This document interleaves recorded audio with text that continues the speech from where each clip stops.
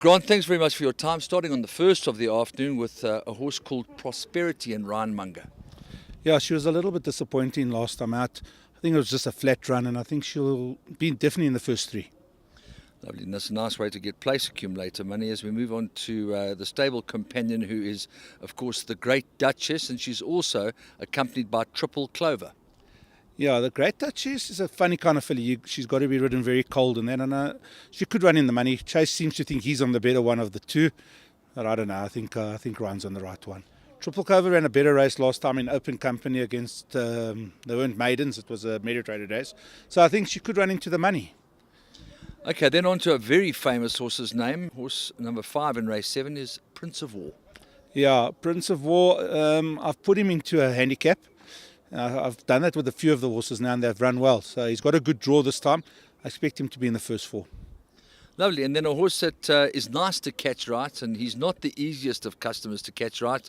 In race number 8 is horse QUATTRO number 5. Yeah, QUATTRO, we sorted out a problem with him, and since then he's run second and won. And yeah, I think he'll go very, very close. I think he'll run a big race. And his stable mate in the race is SINGASWEWIN. Yeah, SINGASWEWIN also is a maiden, but he's run well in these handicaps. Got a very good draw, and I think he'll also be in the money. Lovely, and then you double-fisted with both RAMBO number 7 and horse number 11, Time to Be Great, with Chase and Ryan doing duty for you in the 9th. Yeah, Time to Be Great. I think he'd prefer a little bit further, and he's got a bad draw, so we're hoping. RAMBO, he loves this course and the distance, and I expect him to be in the first 3.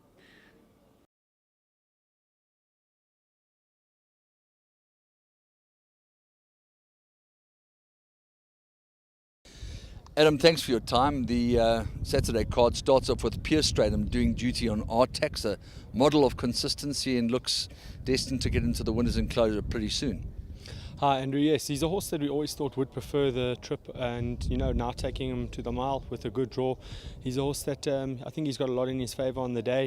Piere has ridden him before, so he does know him, and we are expecting a good run from him. All right, moving on to Cloud 9. There's no secret that the horse was back last time out into 18 to 10. I think you had 2 winners on the day, and I think the stable were bitterly disappointed with Cloud 9's performance on the day that Mrs. O and I think Trading Profit won as well. Look, yeah, we were disappointed. She is an oratorio, so she probably will be better the older she gets, and probably over the further she goes. Why we've opted to put her over a mile now. Sometimes horses are showing you something at work, and you expect them to run a certain way, and they just need a bit of time to mature. I think a perfect example is the horse of Mr. Drives, Miss Frankel. He gave it time, and you saw it came out and won really impressively, and well done to him and his team. Her as well, she just needed a bit of time. I think she strengthened up, and we're expecting an improved run. I wouldn't say drawn 9 first time over a mile. Oh geez, go and put the lights out to the punters. Exercise your bets with caution, but she is a nice filly, and we are expecting an improved run. Just so people who analyse things think to themselves, well, Piere Strydom was on her last time. Now you've gone with Lyle Hewitson. Is there anything that we should read into that? Perhaps the fact that he works on a regular basis? We don't know. Yeah, I think you've got it spot on there, Andrew. He puts a lot of work into the stable, and he gets on well with the filly. And I think Lyle's a very capable rider, and why not give him the opportunity on a filly that he gets on well with home to maybe deliver on a race day if she's good enough. Okay, and then he rides Apple Crumble for you, who's not necessarily going to Hollywood, but destined to pick up a race sooner or later. Yeah, his last run was extremely disappointing because he's been in a good space in work. He's never run a bad race over the 1450 on the inside track. I know the last time he ran here, he missed a break horribly and flew to run 3rd. I think that day, if he managed to jump on terms, he would have been a massive runner. And the way the track's running lately, I think as long as he jumps on terms and he puts his best foot forward, he should be there with a shot. Perfect.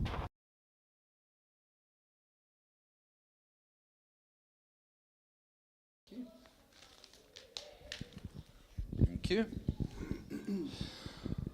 All right, Governor, starting off in the 2nd of the afternoon with a pair of runners. Number 12 is No Man's Land, and number 11 is Polar Ice, both bred by the same stud farm in terms of stallions. Yeah, 2 very nice horses, Andy. I really do feel that Polar Ice has got the draw, so that's a big advantage. And he's been mildly disappointing. I kind of expected more of him up to now, but it's been. I won't say he's been problematic. He's not. He's a very sound horse, but his last run, I quite fancied him, and he actually ran no kind of a race. Pulled up a little bit virusy, and so we just basically put him away and bring him out now. Can't really say it's springtime yet, but I think we've got to get started with these horses. So he's fit and ready to go, and we'll see what he's about.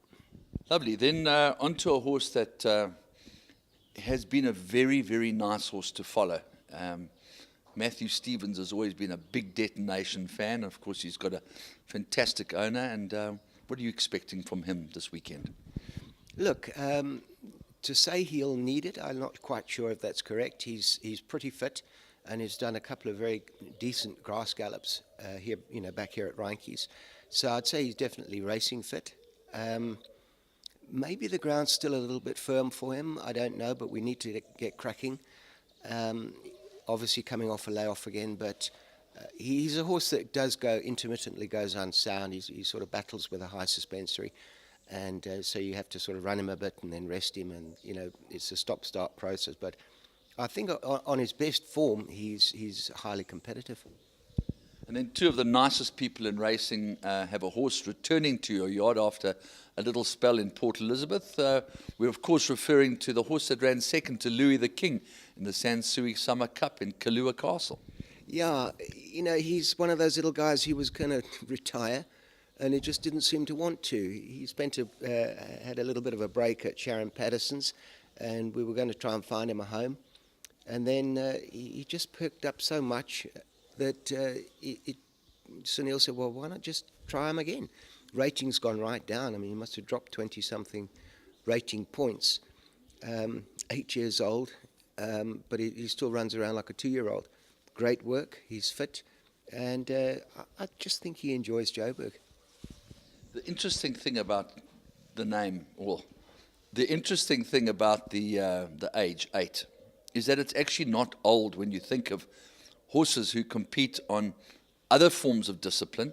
And if a horse has been relatively lightly raced, then it's not a huge amount of mileage. Yeah, not at all. Look, I used to ride over the jumps in England, and I think I rode a 17-year-old in a race. So age is probably a perception. And if you look in England, a lot of horses still flat racing at 11 years old. So I just think it depends on the individual, and obviously soundness. I mean, he's incredibly sound. And remember, Master Sabina won the Summer Cup at 7, and he'd lost none of his zest for racing, and I think KILLUA's sort of in that mould. So, are you expecting him to run in the money, or are you just waiting to see how he embraces being back home? Yeah, probably the latter. Well, I want to see how he goes. Certainly the zest for racing seems to be there on the track at home. The race will tell us, But like I say, he's fit and bright and ready to go. So let's see. I really do hope he comes back and shows some of his old spark.